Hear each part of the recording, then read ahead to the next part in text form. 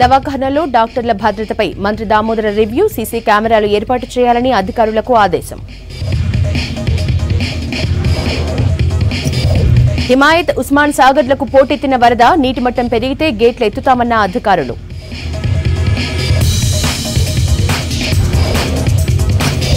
సిటీలో 242 స్టాటిక్ టీంలు పనిచేస్తున్నాయన్న mayor. GHMC control రూంలో జనం ఫిర్యాదులపై ఆరా. దుండిగల్లో అక్రమ కట్టడాలపై కంప్లైంట్ చేసిన స్థానికులు, చెరువులు, నాలాలు పరిశీలించిన హైడ్రా అధికారులు. రేపు జరిగే అంతర్జాతీయ ఫుట్బాల్ మ్యాచ్ కి అంతా సిద్ధం. 16 కోట్లతో గచ్చిబౌలి స్టేడియాన్ని రెనోవేట్ చేశామన్న పాల్గొన. హైదరాబాద్ లో మోస్తరు వర్షాలు కురిశాయి. లోతట్టు ప్రాంతాలు జలమయమయ్యాయి. అత్యవసరం అయితేనే బయటికి రావాలని సూచించారు అధికారులు. ప్రజల నుంచి వచ్చే ఫిర్యాదుల్ని ఎప్పటికప్పుడు ఆయా డిపార్ట్మెంట్స్ కి పంపించాలని ఆదేశించారు మేయర్ విజయలక్ష్మి. మరోవైపు 3 రోజులు సిటీలో వర్షాలున్నాయని వాతావరణ శాఖ సూచించింది. దీంతో అప్రమత్తమయ్యారు అధికారులు.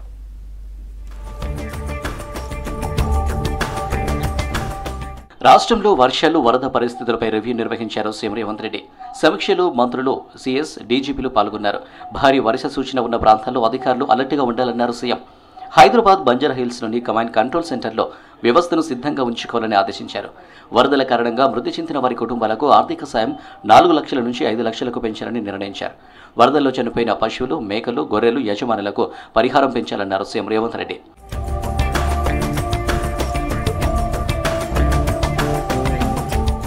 నగరంలో వర్షాలపై అప్రమత్తంగా ఉన్నామన్నారు జీహెచ్ఎంసీ మేయర్ గద్వాల విజయలక్ష్మి. సిటీలోని 141 ప్రాంతాల్లో 242 స్టాటిక్ టీమ్స్ అందుబాటులో ఉన్నాయని చెప్పారు. జీహెచ్ఎంసీ హెడ్ ఆఫీస్లోని కంట్రోల్ రూమ్ను పరిశీలించారు విజయలక్ష్మి. కంట్రోల్ రూమ్కు వస్తున్న ఫిర్యాదులపై ఆరా తీశారు. ప్రతి ఫిర్యాదును నోట్ చేసి సంబంధిత శాఖకు పంపించాలని ఆదేశించారు. సిటీలో 9 సెంటీమీటర్ల వర్షం పడిందని, ఎక్కువగా చెట్లు విరిగి పడ్డాయన్న ఫిర్యాదులు వచ్చాయన్నారు మేయర్ విజయలక్ష్మి. లేదండి, ఒక 1-2 ఏరియాస్, బట్ ఐ థింక్ ఎప్పటికప్పుడు మా టీమ్స్ అక్కడ అలర్ట్ గా ఉన్నారు, ఎప్పటికప్పుడు డీవాటరింగ్ చేస్తూ ఉన్నారు. కానీ మాకు మీకు తెలుసు, మనము 2020లో ఎట్లా, దాని తర్వాత ఎస్ఎన్డిపి ప్రాజెక్ట్ తీసుకున్నాక కూడా అన్ని పనులు అవుతూనే ఉన్నాయి ఆ ఎస్ఎన్డిపి కింద. సో ఇప్పటి వరకు కూడా ఎస్పెషల్లీ మనకి ఎప్పుడు కూడా ఎల్బీ నగర్ అటు సైడ్ ఎక్కువ, మన హయత్ నగర్ అటు సైడ్ ఎక్కువ మనకి కంప్లైంట్స్ వచ్చేవి. ఈసారి ఎట్లాంటి కంప్లైంట్స్ కూడా రాలేదు. ఆ కంప్లైంట్స్ చిన్న చిన్న కంప్లైంట్స్ వచ్చినా సరే మన టీమ్, మాన్సూన్ టీమ్స్ కూడా రెడీగా ఉన్నాయి. అన్ని they are taking care of.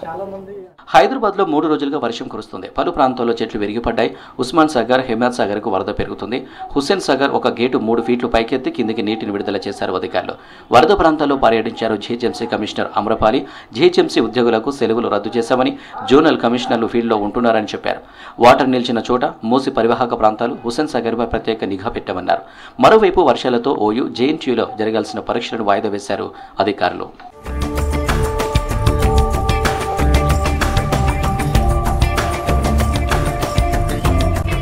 కూకట్పల్లిలో భారీ వర్షాలకు జనజీవనం అతలాకుతలమైంది. బోరబండ, అల్లాపుర డివిజన్లోని సఫ్దర్ నగర్, రాజీవ్ గాంధీ నగర్ సహా పలు కాలనీలు జలమయమయ్యాయి. వరద నీరు ఇళ్లలోకి రావడంతో జనం తీవ్ర ఇబ్బందులు పడుతున్నారు. వరద నీటిలో విషపురుగులు వస్తున్నాయని ఆందోళన చెందుతున్నారు. మరోవైపు వర్షం ప్రభావిత ప్రాంతాల్లో సహాయక చర్యలు కొనసాగుతున్నాయి. 3 दिन हो गया, कौन भी नहीं आ रहे, क्या करेंगे फिर? अब हमारे तो रहना पड़ता ना, किराएदार कहाँ जाते फिर? क्या करना साहब, पानी यहाँ तक है, नाला पूरा चौड़ा नहीं जाने इतना होगा, बहुत तो प्रॉब्लम चल रही है. एकले भी नहीं आ रहे, कोई भी नहीं आ रहे, बोले जाके बोले वाले बोलो तो कोई भी नहीं आ रहे, क्या करेंगे बोलो. हम लोग बहुत मुश्किल में रह रहे, और क्या है बोले तो ये जो रोड डाले, इंजीनियरिंग प्लानिंग अच्छी नहीं है इनकी. यहाँ खाली हमारे घर के सामने ही डाउन है, वहाँ अच्छा है, वहाँ अच्छा है, अप है, पूरी रोड अप है. ये हमारे घर के सामने ही डाउन है, और नाले को ब्रिज डालते बोले, लेकिन अब तक ब्रिज नहीं डाले. और हम किराए से रहते इधर, 3 दिन से बस्ती में पानी गिर रहा है, वो नाले की वजह से. वो नाला नहीं बनवा रहा है. और एक बात क्या है, मैं निकल रहा था, जस्ट मेरी गाड़ी इधर ख़राब हो गई. हाँ, अब कैसा करे बोलो, गरीब का हाल ऐसा हुआ तो कैसा होता. गवर्नमेंट को देखना चाहिए, बनाना चाहिए. సార్ అంతా ఇక్కడ అడ్డం కట్టుకొని ఎంక్రోచ్మెంట్ అయినాక వాటర్ సరిగ్గా చెరువులోకి పోకుండా ఈ లోపలికి వస్తున్నాయి. అది సంగతి. ఇది ఫస్ట్ టైం కాదు, లాస్ట్ ఇయర్ కూడా ఇట్లనే జరిగింది, మళ్ళీ ఇట్లా జరిగింది. ఇది ఎంక్రోచ్మెంట్ వల్లనే ఇట్లా జరిగింది అంతే, ఇంకేం లేదు. ఆ చెరువు కూడా చాలా చిన్నదైపోయింది. మైసమ్మ చెరువు చాలా చిన్నది అయిపోయింది, చెరువే లేదు. భారీ వర్షాలకు నగరంలో చాలా ప్రాంతాలు జలమయమయ్యాయి. లింగంపల్లి లోతట్టు ప్రాంతాల్లోకి భారీగా వరద నీరు చేరింది. రైల్వే బ్రిడ్జి దగ్గర భారీగా వరద చేరింది. మోటార్ సాయంతో నీటిని బయటకు తీశారు జీహెచ్ఎంసీ సిబ్బంది. దీంతో వాహనాల రాకపోకలకు తీవ్ర అంతరాయం నెలకొంది. లింగంపల్లి రైల్వే అండర్ పాస్ దగ్గర రాకపోకలు బంద్ చేశారు అధికారులు. లింగంపల్లి నుంచి గచ్చిబౌలి, మెహదీపట్నం వెళ్లే రూట్లను క్లోజ్ చేశారు. డైవర్షన్ ఏర్పాటు చేసి వాహనాలు మళ్లిస్తున్నారు. రైల్వే ట్రాక్ పైకి నీరు చేరడంతో ట్రాక్ పై నుంచి నడిచి వెళ్తున్నారు స్థానికులు. కొన్నేళ్లుగా లింగంపల్లి రైల్వే అండర్ బ్రిడ్జి దగ్గర వర్షాలు పడితే అధ్వానమైన పరిస్థితి ఉందంటున్నారు ప్రజలు.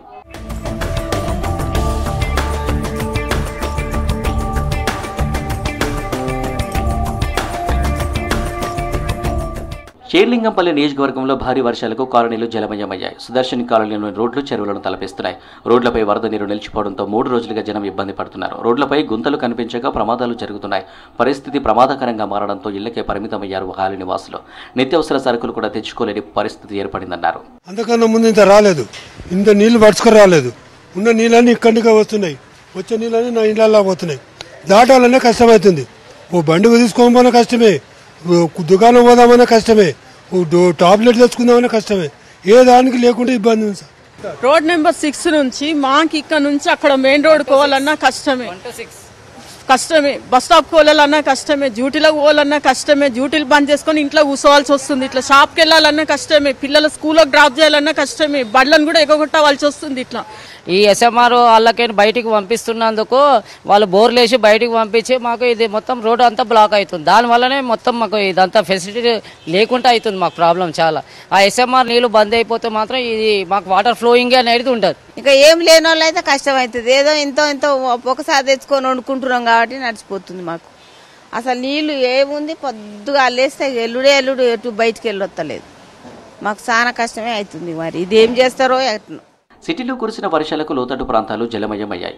నగరంలోని నాలాలు, కాలువలు ఉప్పొంగుతున్నాయి. దీంతో సిటీ జనం అత్యవసరమైతేనే బయటకు రావాలని సూచిస్తున్నారు జీహెచ్ఎంసీ అధికారులు. మేడ్చల్ జిల్లాలో కుత్బుల్లాపూర్లో చెరువుల దగ్గర ఎఫ్టీఎల్ పరిధిలో వెలిసిన అక్రమ నిర్మాణాలపై ఫోకస్ పెట్టారు హైడ్రా అధికారులు.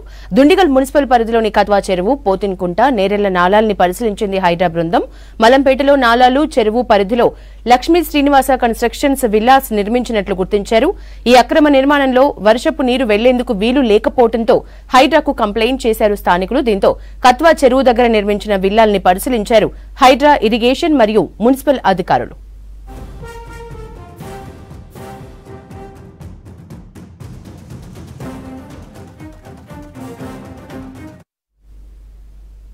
నగరంలో కురుస్తున్న వర్షాలతో ట్రాఫిక్ పోలీసులు అలర్ట్ అయ్యారు. సైబరాబాద్ కమిషనరేట్లో ట్రాఫిక్ జామ్ కాకుండా చర్యలు తీసుకుంటున్నారు. ఐటీ ఎంప్లాయీస్ ఎక్కువగా ఉండటంతో వర్కింగ్ డేస్ లో ట్రాఫిక్ ఎక్కువగా ఉంటుందంటున్నారు. ఇంకా వర్షాలు కంటిన్యూ అయ్యే అవకాశాలు ఉన్నందున ఐటీ కంపెనీలకు వర్క్ ఫ్రం హోం ఇవ్వాలని సూచించారు పోలీసులు. వర్షానికి వాహనదారులు ఇబ్బందులు పడకుండా చర్యలు తీసుకుంటున్నామని తెలిపారు. ఇదే అంశానికి సంబంధించిన మరింత సమాచారం అజయ్ అందిస్తారు.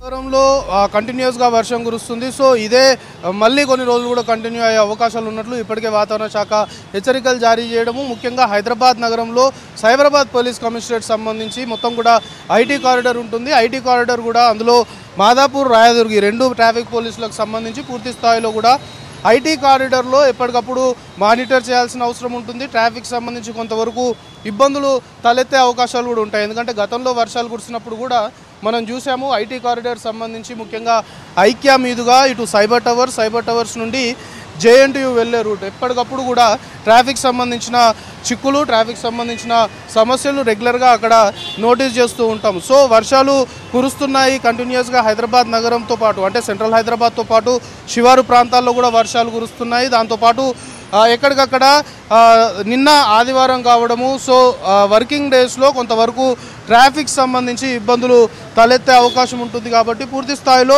ట్రాఫిక్ పోలీసులు కూడా దీనిపైన దృష్టి పెట్టారు. ఎక్కడ ట్రాఫిక్ సంబంధించిన కంజెషన్ కావచ్చు, ట్రాఫిక్ సంబంధించిన ఇబ్బందులు లేకుండా ఎప్పటికప్పుడు మానిటర్ చేస్తున్నారు. ఇందులో ముఖ్యంగా మాదాపూర్ సంబంధించి చాలా కీలకంగా, ట్రాఫిక్ సంబంధించి చాలా కీలకంగా దాన్ని పరిగణలోకి తీసుకోవాల్సిన అవసరం ఉంటుంది. మనతో పాటు మాదాపూర్ సంబంధించిన ట్రాఫిక్ అధికారి ఉన్నారు. చెప్పండి, వర్షాలు కురుస్తున్నాయి, ఇంకా 2 రోజులు కావచ్చు, 3 రోజులు కావచ్చు వర్షాలు కంటిన్యూ అయ్యే అవకాశం ఉందనే హెచ్చరికలు కూడా ఉన్నాయి. ముఖ్యంగా ట్రాఫిక్ సంబంధించి ఎలాంటి చర్యలు తీసుకుంటున్నారు? ఇప్పుడు ఇక్కడ వర్షం అంటే మాదాపూర్ లిమిట్స్లో మ్యాక్సిమం 80% ఐటీ కారిడార్, ఐటీ కారిడార్కు చాలామంది కూడా Monday to Friday heavy traffic ఉంటుంది. ఈ ట్రాఫిక్లో 2 వీలర్ మీద వచ్చేవాళ్ళు, మెట్రోకి వచ్చేవాళ్ళు కూడా ఒక్కొక్కసారి ఇండివిజువల్గా వాళ్ళ సెల్ఫ్గా కార్లు తీసుకొని వస్తున్నారు 4 వీలర్స్. దానివల్ల కూడా ట్రాఫిక్ ఇంక్రీజ్ అవుతుంది. దెన్ నెక్స్ట్ కొంత వాటర్ లాగింగ్ పాయింట్స్ ఉన్నాయి. ఈ వాటర్ లాగింగ్ పాయింట్స్ తోటి కూడా కమ్యూటర్స్ ఏం చేస్తారంటే స్లోగా వెళ్ళడానికి ప్రయత్నిస్తారు, వాటర్ ఉంటుందని కూడా. ఆ వాటర్స్ని కూడా ఎప్పటికప్పుడు మేము జిహెచ్ఎంసీ వాళ్ళ సహకారంతో మేము కూడా డిఆర్ఎఫ్ మా సిపి గారు, జాయింట్ సిపి గారు ఇన్స్ట్రక్షన్స్ ప్రకారం మా క్రెయిన్స్ అవైలబుల్ ఉండేసేసి అవి క్లియర్ చేసుకొని ట్రాఫిక్ని ఫ్రీ ఫ్లో చేయడానికి వర్క్ చేస్తున్నాం. రెగ్యులర్గా మనం చూస్తుంటాము వర్షం కురిసిందంటే ఐక్యా నుండి సైబర్ టవర్స్ వచ్చే రూట్ మొత్తం కూడా ఎక్కడికక్కడ వాహనాలు నిలిచిపోవడము, జామ్ అనేది జరుగుతుంది. సో ఇప్పుడు కురుస్తున్న వర్షాలకు సంబంధించి కావచ్చు, లేకపోతే మళ్ళీ కొన్ని హెచ్చరికలు ఉన్నాయి కాబట్టి ఈ రూట్లో ఎలాంటి చర్యలు తీసుకుంటున్నారు? ఇప్పుడు ఐక్యా నుంచి మన ఏకైతే ఐక్యా నుంచి టువర్డ్స్ సైబర్ టవర్స్ నుంచి NIA, JNTU, then next Miyapur left వెళ్ళిపోతారు. ఆ మియాపూర్ వెళ్ళిపోయినప్పుడు కూడా ట్రాఫిక్ కొంత స్ప్లిట్ అయిపోతుంది. ఇప్పుడు ఇక్కడ అంటే మనకు వెహికల్స్ ఆగడం అనేది 100% జరగదు, స్లోగా బంపర్ టు బంపర్ వెళ్తుంది. ఇప్పుడు మా సిపి గారు, జాయింట్ సిపి గారు ఆదేశాల మేరకు మాకు ఈ మాన్సూన్ టీమ్ అని చెప్పేసి కూడా ఎక్స్ట్రా ఫోర్స్ ఇవ్వడం జరుగుతుంది. ప్రతి జంక్షన్లో చిన్న కూడా లేన్లో కూడా ట్రాఫిక్ వచ్చేసి బైలేన్ నుంచి వచ్చి మెయిన్ రోడ్లో కలిసేటప్పుడు ఆ ట్రాఫిక్ని టీ షేప్లో ట్రాఫిక్ ఆగకుండా అక్కడ మనం లోపల ట్రాఫిక్ని ఆపుకుంటూ మెయిన్ రోడ్డు ట్రాఫిక్కే స్టేట్ టు స్టేట్ ట్రాఫిక్ ఎక్కువ ప్రియారిటీ ఇచ్చేసేసి ట్రాఫిక్ క్లియర్ చేయడం జరుగుతుంది. సైబరాబాద్ కమిషనరేట్ పరిధిలో ఒక విధంగా మాదాపూర్ అనేది కీలకంగా చెప్పుకోవాల్సిన అవసరం ఉంటుంది. అది ట్రాఫిక్ కావచ్చు, లా అండ్ ఆర్డర్ కావచ్చు, ఏదైనా కానీ. ముఖ్యంగా ట్రాఫిక్ సంబంధించి మాదాపూర్ పరిధిలో ఎన్ని మెయిన్ సిగ్నల్స్ అనుకోవచ్చు, లేకపోతే ఎక్కువ జామ్ జరిగే ఏరియాస్ ఎన్ని గుర్తించారు? మాదాపూర్లో ఇక్కడ అంటే ఇప్పుడు మెయిన్ ట్రాఫిక్ హెవీ ఉంటుంది, plus IT corridor, then next VIP zone కూడా కాబట్టి ఇక్కడ Shilpakala Vedika, Shilparamam, HITEX, HACC, then next మన కేబుల్ బ్రిడ్జి, దుర్గం చెరువు, మన దగ్గర ఉన్న అన్నీ కూడా ఇక్కడ విఐపి విజిట్ చేసేది. At the same time Shilparamam కూడా హాలిడేస్లలో 50,000 ఎక్కువ పీపుల్ కూడా ఇక్కడ విజిట్ చేస్తుంటారు. దుర్గం చెరువు కూడా విజిటింగ్ ప్లేసే కాబట్టి మన టూరిజం లాగా అక్కడ కూడా ఒక వీకెండ్ వస్తే 50,000 ఎబో కూడా విజిట్ చేస్తారు. కాబట్టి ఎక్కడ కూడా జామ్ కాకుండా మా ఆఫీసర్స్ ఇన్స్ట్రక్షన్స్ ప్రకారం మేము ఎప్పుడు కూడా అవైలబుల్గా ఉంటూ ట్రాఫిక్ని క్లియర్ చేయడం జరుగుతుంది. అయితే ముఖ్యంగా ఐటీకి సంబంధించి మీరు చెప్పినట్లు దాదాపు 80% కూడా ఐటీ సంబంధించిన ఎస్టాబ్లిష్మెంట్స్ మన పరిధిలో ఉన్నాయి. సో ఐటీ వాళ్ళతోని మాట్లాడడం కావచ్చు, లేకపోతే ఈ వర్షాలు కురిసే అవకాశం ఉంది కాబట్టి వర్క్ ఫ్రమ్ హోమా, లేకపోతే అలాంటి సంబంధించి విజ్ఞప్తులు ట్రాఫిక్ సంబంధించిన పోలీసుల నుండి చేశారా? ఇప్పుడు మా సిపి గారు, సైబరాబాద్ సిపి గారు, మరి జాయింట్ సిపి ట్రాఫిక్ అడ్మిన్ గారు జోయల్ డేవిస్ గారు, సైబరాబాద్ సిపి అవినాష్ మాంతి గారు కూడా ఇప్పుడు ఈ నిన్న వర్షం వచ్చింది కాబట్టి మన సాఫ్ట్వేర్ కంపెనీ ఎవరైతే సిఇఓస్ ఉంటారో, హెడ్ ఉంటారో, ఎస్సీకి సంబంధించిన ఆఫీసర్స్ తోటి చేసేసుకొని చాలా వరకు ఇవాళ ట్రాఫిక్ కూడా కొద్దిగా తక్కువనే ఉంది. ఎందుకంటే వాళ్ళ అవకాశం బట్టి వాళ్ళు కూడా వర్క్ ఫ్రమ్ హోమ్ ఇచ్చుకోని రిక్వెస్ట్ చేయడం జరుగుతుంది. అట్ ద సేమ్ టైము ఇక్కడ మనకు ట్రాఫిక్ మాత్రం ఏది ఉన్నా కూడా ట్రాఫిక్ వస్తూ ఉంటే పబ్లిక్ కూడా కొంత కోఆపరేట్ చేస్తున్నారు. మిగతాది కూడా మేము ఏంటంటే దాన్ని రెగ్యులేట్ చేస్తున్నాము.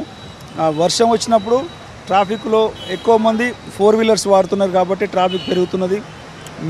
రిక్వెస్ట్ చేయడం ఏంటంటే ఈ కార్ పుల్లింగ్ లాగా మీకు తెలిసిన కాలనీల నుంచి మ్యాక్సిమం కూడా ఒకరు తెలిసిన వాళ్ళు ఉంటే ఒక కార్లో ఒక్కరు కాకుండా 2, 3, 4 వస్తే ట్రాఫిక్ తక్కువ కావడం జరుగుతుంది. మా సైడ్ నుంచి మేము చేస్తున్నాం. పబ్లిక్, కమ్యూటర్స్, వెహికల్స్ నుంచి కూడా సపోర్ట్ చేస్తారని కోరుకుంటున్నాం.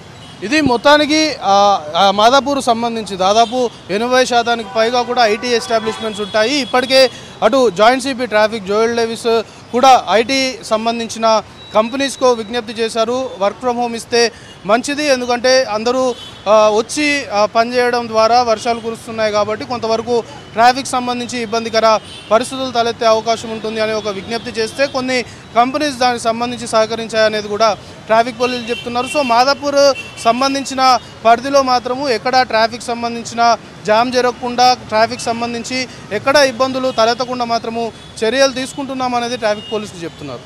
కెమెరా పర్సన్ అశోక్తో కలిసి అజయ్ V6 న్యూస్, హైదరాబాద్.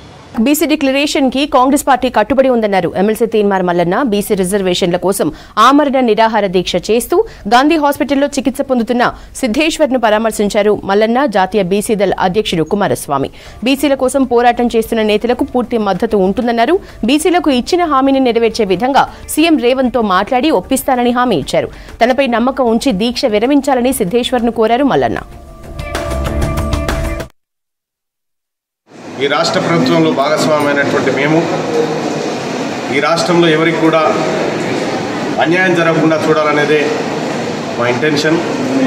ఇది మా నాయకుడు రాహుల్ గాంధీ గారి మాట కూడా, అందుకోసమే రిక్వెస్ట్ చేయడం జరిగింది. వాళ్ళు కూడా ఆలోచిస్తూ ఉన్నారు.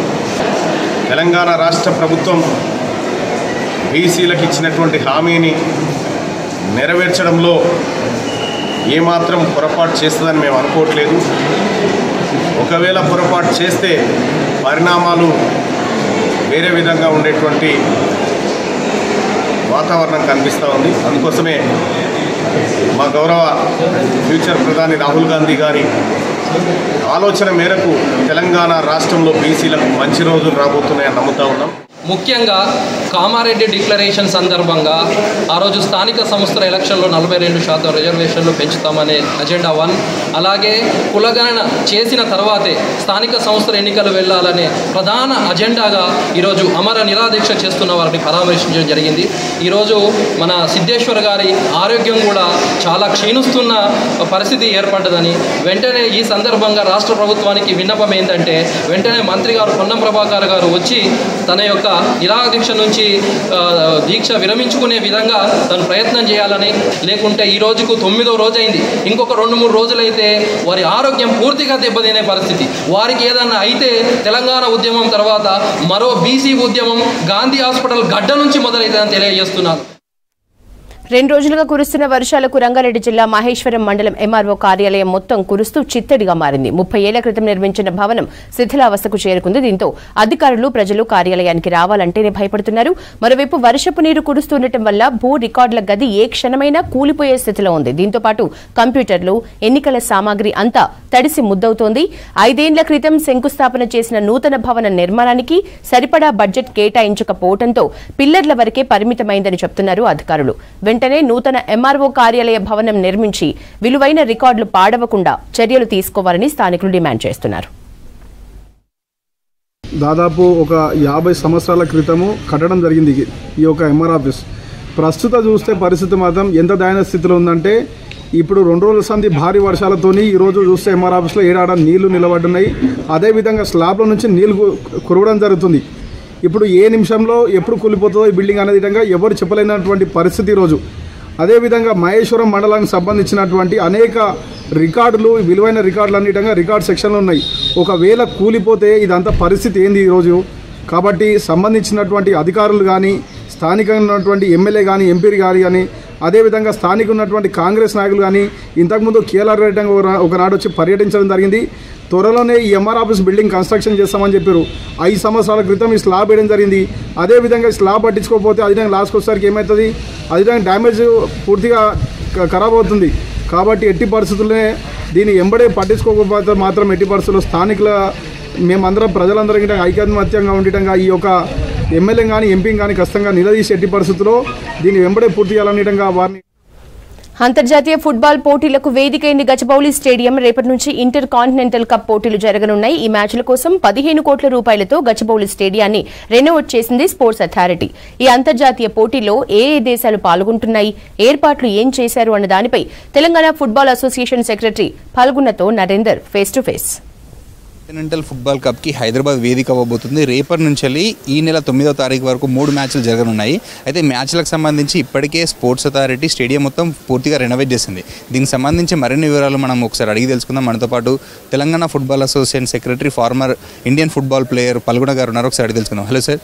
సార్, రేపటి నుంచి international inter continental football cup జరగబోతుంది. ఏంటి హైదరాబాద్లో ఫస్ట్ టైం జరిగిందా, ఇంతకుముందు కూడా జరిగిందా? ఇది లేదండి, ఆఫ్రో ఏషియన్ గేమ్స్ తర్వాత గ్యాప్ గ్యాప్ ఆఫ్ 15-16 ఇయర్స్ తర్వాత మళ్ళీ ఇంటర్ కాంటినెంటల్ జరుగుతుంది.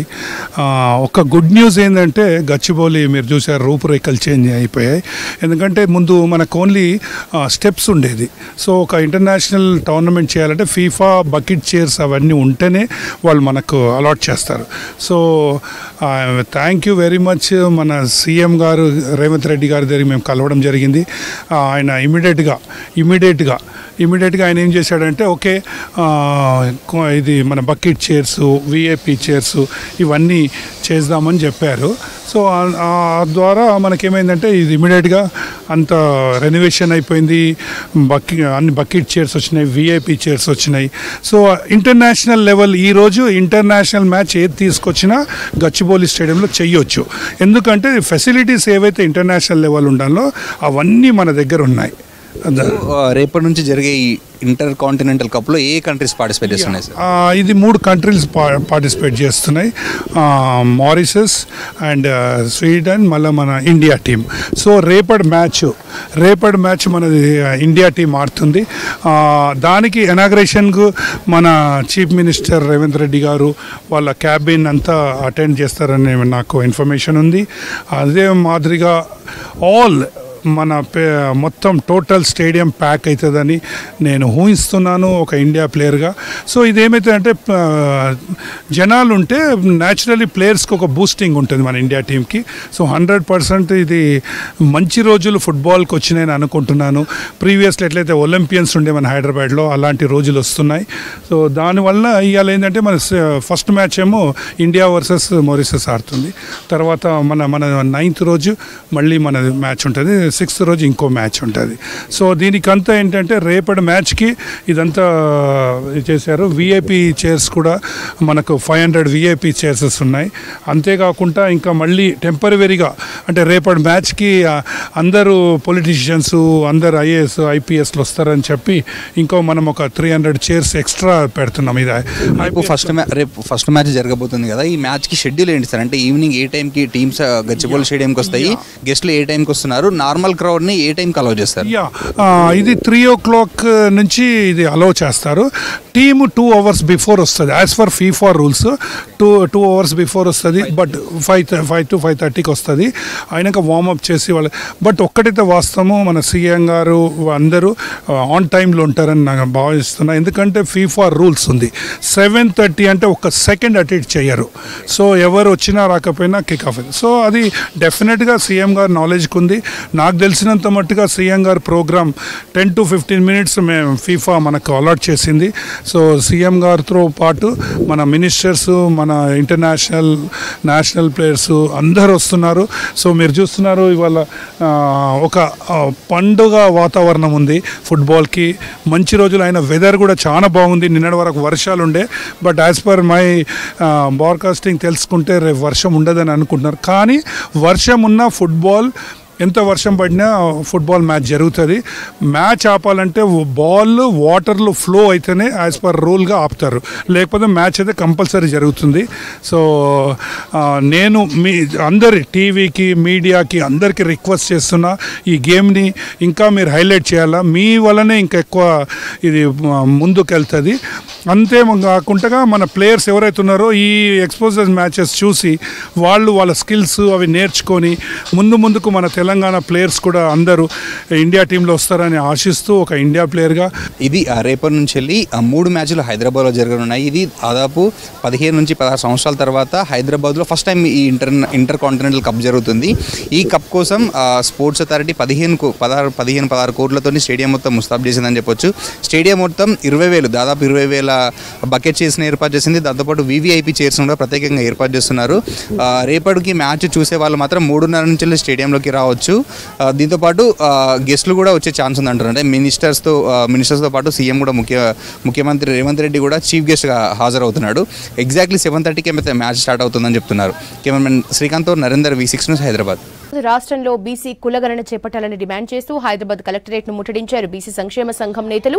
కలెక్టరేట్ ఆఫీస్ కి ర్యాలీగా వచ్చిన బీసీ సంఘం నాయకులు ఒక్కసారిగా కార్యాలయం గేట్ లోపలికి దూసుకెళ్లారు. దీంతో పోలీసులు ఆందోళనకారుల్ని అడ్డుకోవడంతో కొద్దిసేపు ఉద్రిక్తత నెలకొంది.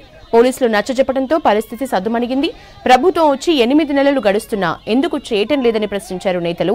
48 గంటల్లో కులగణన ప్రకటించకపోతే లక్షలాది మందితో హైదరాబాద్ ని దిగ్బంధం చేస్తామని హెచ్చరించారు బీసీ సంక్షేమ సంఘం జాతీయ అధ్యక్షుడు జాజుల శ్రీనివాస్ గౌడ్. దానికి రోడ్ మ్యాప్ ఏదని అడుగుతున్నాం. ఏ తేదీ నాడు చేస్తారు, ఎప్పుడు స్టార్ట్ చేస్తారు, ఎన్ని నెలల్లో చేస్తారు, ఎంత శాతం రిజర్వేషన్ ఇస్తారు, దానికి చట్టబద్ధత ఎట్లా తెస్తారు, దానికి సుప్రీంకోర్టు చెప్పినట్టు డెడికేషన్ కమిషన్ ఎప్పుడు ఏర్పాటు చేస్తారో చెప్పవలసిన బాధ్యత కాంగ్రెస్ ప్రభుత్వం మీద ఉంది. మేము హెచ్చరిస్తున్నాం. ఇవాళ గతంలో కేసీఆర్ గారు బీసీ రిజర్వేషన్ తగ్గించి కేసీఆర్ గారు బీసీని గొంతు కోసింది. ఇవాళ మీరు కేసీఆర్ గారి పంతాలోనే కేసీఆర్ గారి బాటల్లోనే మళ్ళీ పోతున్నారు. కేసీఆర్ని బీసీ రిజర్వేషన్ తగ్గించి బీసీ వ్యతిరేకమైనందుకే గద్దె నుంచి ఇంటికి పంపించినాం. మళ్ళీ మీరు కేసీఆరే మాకు ఆదర్శం, కేసీఆర్ రూట్లోనే మేము పోతామంటే బీసీలు చూస్తూ ఊరుకోరు. ఇవాళ కలెక్టరేట్లను ముట్టడించడం, వర్షం వస్తున్నా పిడుగులు పడ్డ ఇవాళ కలెక్టరేట్లను ముట్టడించడం. త్వరలోనే సెప్టెంబర్ 2వ వారంలోనే 1,00,000 మందితోటి కులగణన మార్చిపెట్టి హైదరాబాద్ను దిగ్బంధం చేస్తాం, ఎక్కడికక్కడ స్తంభింపజేస్తాం. మరో మండల్ కమిషన్ ఉద్యోగులు ఎట్లయితే రోడ్ల మీదకి వచ్చి కొట్లాడినామో ఇప్పుడు కూడా అదే పరిస్థితి వస్తుంది. కాబట్టి తక్షణమే మీరు 48 గంటల్లోగా రోడ్ మ్యాప్ ప్రకటించండి, కులగణన కమిషన్ ఏర్పాటు చేయండి, బీసీ కులాల లెక్కలు తీయండి. సమగ్ర హైదరాబాద్ నగరంలో పలుచోట్ల పార్కింగ్ చేసిన బైక్లను ఎత్తుకువెళ్తున్న దొంగల్ని అరెస్ట్ చేశారు మియాపూర్ పోలీసులు. హఫీజ్పేటకు చెందిన కొందరు వ్యక్తులు ఓ ముఠాగా ఏర్పడి సైబరాబాద్, హైదరాబాద్ పరిధిలో బైక్లను దొంగిలిస్తున్నట్లు గుర్తించామన్నారు. ఈ కేసులో 4 నిందితుల్ని అదుపులోకి తీసుకోగా మరొకరు పరారీలో ఉన్నట్లు చెప్పారు. ప్రధాన నిందితుడు షేక్ అబ్బు తాలింపై 18 కేసులు నమోదైనట్లు చెప్పారు. నిందితుల దగ్గర నుంచి 15 లక్షలు విలువ చేసే 16 ద్విచక్ర వాహనాలు, 12 సెల్ ఫోన్లను స్వాధీనం చేసుకున్నారు పోలీసులు.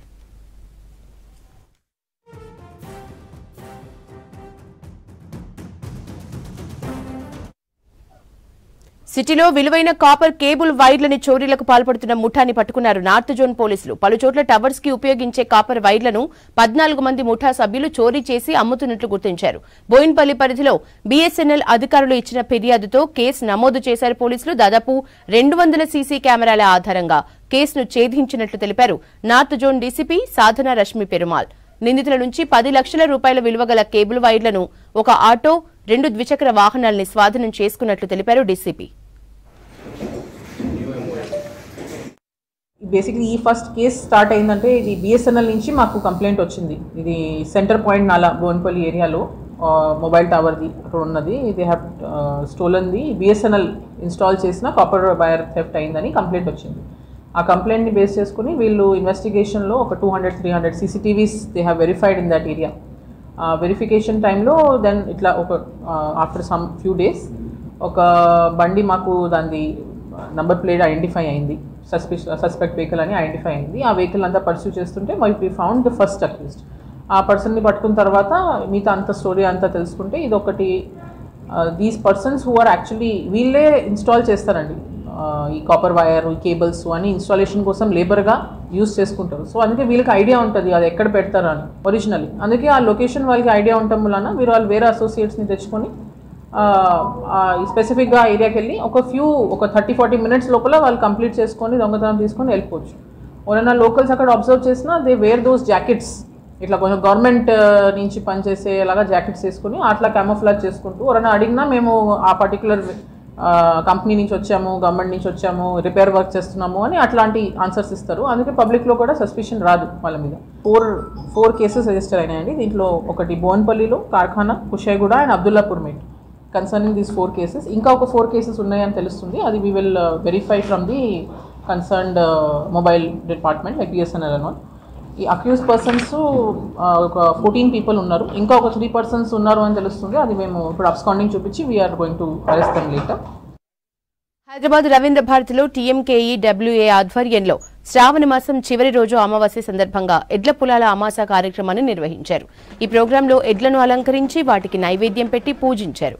ముఖ్య అతిథులుగా రాజ్యసభ సభ్యులు లక్ష్మణ్, హైడ్రా కమిషనర్ రంగనాథ్, ఎమ్మెల్సీ తీన్మార్ మల్లన్న, అంతర్జాతీయ మ్యూజిషియన్ సామల వేణుతో పాటు జిల్లాల రైతు సంఘాల నాయకులు పాల్గొన్నారు.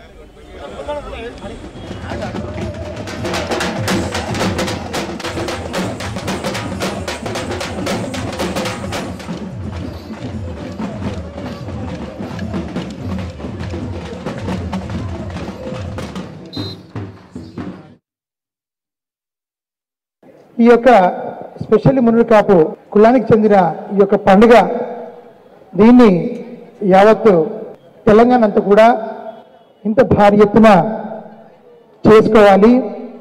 ఈరోజు ఇక్కడ రవీంద్ర భారతులు ఇక్కడ చేసుకుంటున్నాం, కానీ మనము ముందున ప్రతి గ్రామంలో చేసుకుంటట్టుగా దీన్ని ప్రణాళిక వేసుకొని దీనికి ఒక మూల అసోసియేషన్ మీద సంస్థ పెట్టుకుని మీరు ప్రతి ఒక్కరిని ముందు నుంచే 3-4 months బిఫోర్ నుంచే ప్లాన్ చేసుకొని ప్రతి మండలంలో కానీ చేసుకొని అక్కడ మునుగు కాపు వాళ్ళు ఉన్నాము అనే ప్రాధాన్యత కలిగించుకొని ఇంత మంచి పండుగ నిజంగా చెప్తున్నాం. అంటే మేమంతా పట్టణంలో ఉన్నాం కాబట్టి మాకు ఇలాంటి పండుగ తెలియదు, కానీ ఇంత మంచి పండుగ ఉందని చెప్పేసి నేను ఈ మధ్య తెలుసుకుంటున్నాను. కాబట్టి పేరున మీ అందరూ చెప్పడం ఏంటంటే దయచేసి దీన్ని వచ్చేసారికి మాత్రం ప్రతి పళ్ళకు రీచ్ అయ్యేటట్టుగా ఈ కార్యక్రమం చేద్దాం.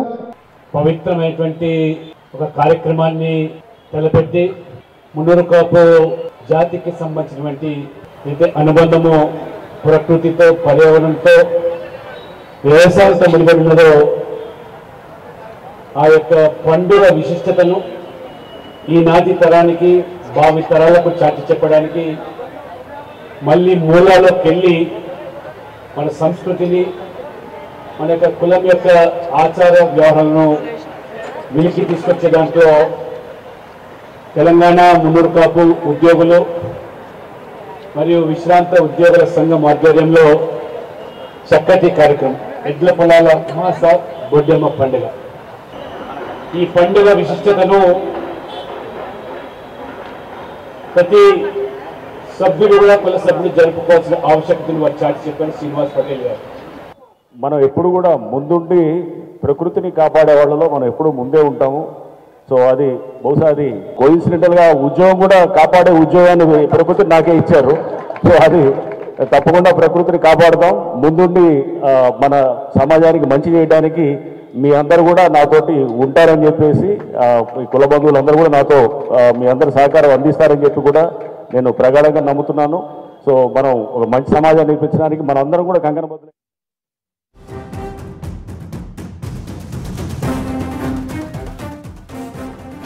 రాష్ట్ర వ్యాప్తంగా ఎడతెరిపి లేకుండా కురుస్తున్న వర్షాలకు తెలంగాణలో భారీ నష్టం జరిగిందని అంచనా వేసింది ప్రభుత్వం. దాదాపు 5,438 కోట్ల నష్టం వాటిల్లిందని తెలిపింది. 110 పునరావాస శిబిరాలకు 4,000 మంది వరద బాధితుల్ని సురక్షితంగా తరలించినట్లు చెప్పారు. రోడ్లు, విద్యుత్, సాగు చేసిన పంటలు, ఇరిగేషన్ శాఖకు సంబంధించిన భారీ నష్టం జరిగిందన్నారు. దీంతో పాటు పంచాయతీరాజ్, రూరల్ డెవలప్మెంట్, మెడికల్ మరియు హెల్త్ డిపార్ట్మెంట్స్ తో పాటు పశుసంవర్ధక శాఖకు, మున్సిపల్ అడ్మినిస్ట్రేషన్, ఇతర డిపార్ట్మెంట్లకు సంబంధించి భారీ నష్టం వాటిల్లినట్లు అంచనా వేసింది రాష్ట్ర సర్కార్. రాష్ట్ర వ్యాప్తంగా ఎడతెరిపి లేకుండా కురుస్తున్న వర్షాలకు తెలంగాణలో భారీ నష్టం జరిగిందని అంచనా వేసింది ప్రభుత్వం. దాదాపు 5,438 కోట్ల నష్టం వాటిల్లిందని తెలిపింది. 110 పునరావాస శిబిరాలకు 4,000 మంది వరద బాధితుల్ని సురక్షితంగా తరలించినట్లు చెప్పారు. రోడ్లు, విద్యుత్, సాగు చేసిన పంటలు, ఇరిగేషన్ శాఖకు సంబంధించిన భారీ నష్టం జరిగిందన్నారు. దీంతో పాటు పంచాయతీరాజ్, రూరల్ డెవలప్మెంట్, మెడికల్ మరియు హెల్త్ డిపార్ట్మెంట్స్ తో పాటు పశుసంవర్ధక శాఖకు, మున్సిపల్ అడ్మినిస్ట్రేషన్, ఇతర డిపార్ట్మెంట్లకు సంబంధించి భారీ నష్టం వాటిల్లినట్లు అంచనా వేసింది రాష్ట్ర ప్రభుత్వం.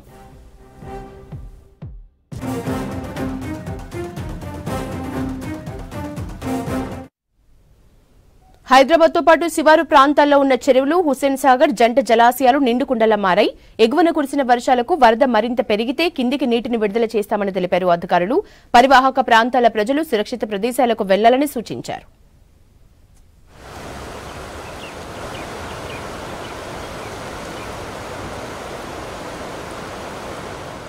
2 రోజులుగా కురుస్తున్న వర్షాలకు హైదరాబాద్లోని చెరువులు, ఎఫ్టీఎల్ పరిధిని దాటి నిండాయి. బోరబండ, అల్లాపూర్లోని సప్టార్ నగర్లో కాలనీలు నీట మునిగాయి. కూకట్పల్లి, కుత్బుల్లాపూర్లో వాటర్ క్లియర్ చేస్తున్నారు అధికారులు. సిటీలో దాదాపు 65కు పైగా డ్రైనేజ్లు పొంగి పొర్లుతున్నాయి. గడిచిన 24 గంటల్లో 250కి పైగా చెట్లు విరిగిపడ్డాయని జీహెచ్ఎంసీకి ఫిర్యాదులొచ్చాయి.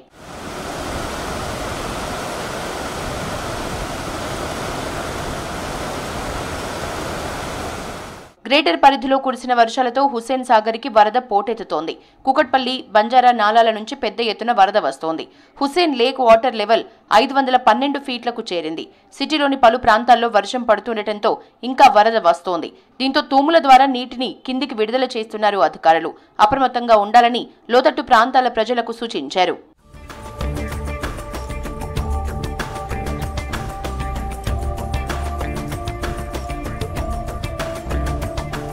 వర్షాలకు ఉస్మాన్ సాగర్, హిమాయత్ సాగర్ జంట జలాశయాలకు భారీగా వరద చేరుతోంది. దీంతో మూసీకి వరద నీరు ప్రవహిస్తోంది. ఎఫ్టీఎల్ పరిధిలోకి నీళ్లు చేరితే అధికారులు గేట్లు ఎత్తనున్నారు. దీంతో మూసీ పరివాహక ప్రాంతాల్లోని ప్రజలు అప్రమత్తంగా ఉండాలన్నారు. జియాగూడ, మూసారాంబాగ్, కర్మాన్ ఘాట్ ప్రాంతాల్ని పరిశీలించారు అధికారులు. మూసీని ఆనుకుని ఉన్న ఇళ్లను ఖాళీ చేయాలని ఆదేశాలు జారీ చేశారు.